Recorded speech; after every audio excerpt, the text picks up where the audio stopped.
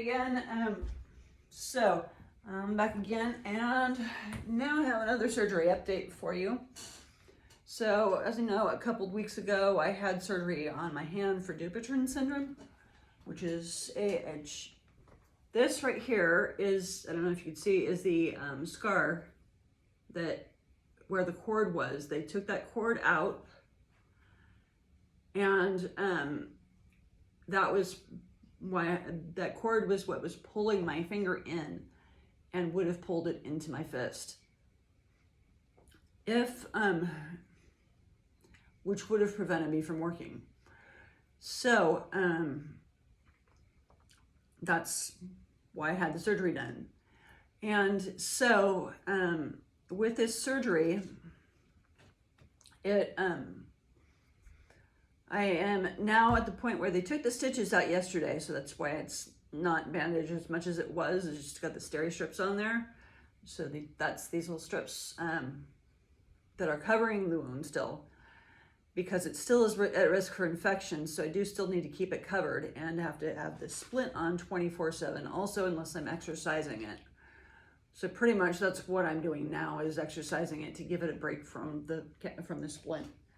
But anyway, this is another thing I also keep on top of it. And this is kind of like when you have a cast on, they put these underneath the cast. And so this just keeps the my sweat from my hand from sticking to that splint, because there's no padding on it like a normal splint. And the splint was made by the occupational therapist that I see. So but that's generally how I have it when I have it in the splint. But anyway, these are and the strips want to come up to it, and they did say that would happen, but because the strips will eventually come off, and that mark that's going to go away too, because they said it's just stained. But right now I can wash my hands like normal. I just can't soak them or have any chemicals near them. So I'm still a little worried about cooking with them. However, dump recipes I'm okay with. So right now I'm just flexing the top part of my thumb. That's why I have my other hand bracing it, so the joints can't move. And so I'll be moving it down in a second. And if you had surgery, these are other exercises, if you haven't been shown them yet, that you can try. As with any other exercise routine, I would check with your physician first.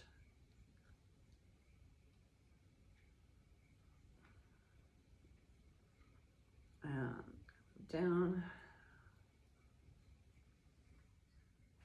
Okay, this is where it gets really tight, because this second joint in here is where all of my tension is.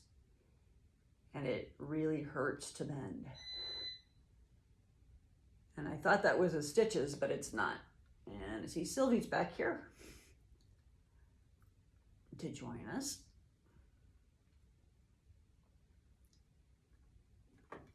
So that finger does not want to go down any further right now. This is just a really stiff finger because it hasn't moved in so long.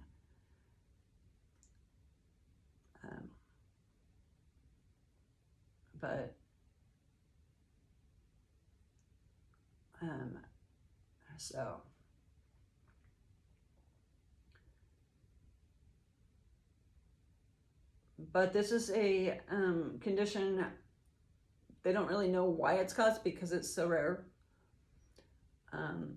But it is thought to be, it's called Viking's condition, Viking's disease also.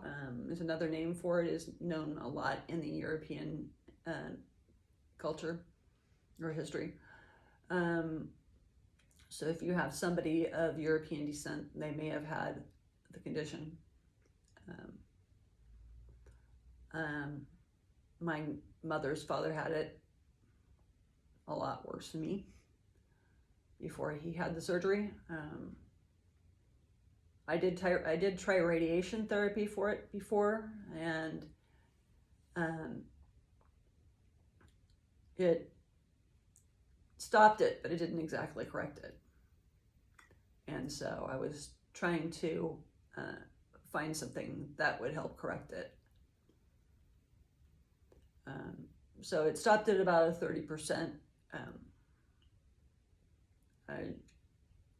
from going any further. So it was about 2 there. Now I can actually show you on my actual hand.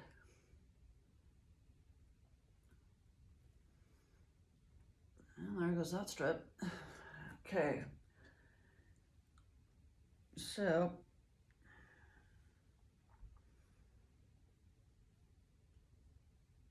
now the goal is to make a fist. And as you can see, the little finger here wants to go underneath. Sometimes it'll go on top, but it takes my other hand still to separate those fingers.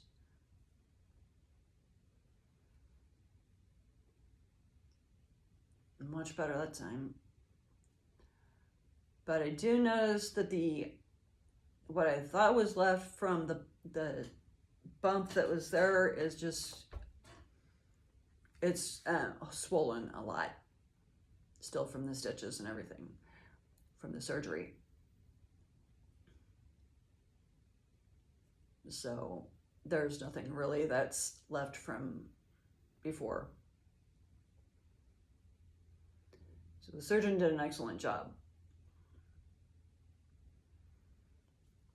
I get full motion on my hand again.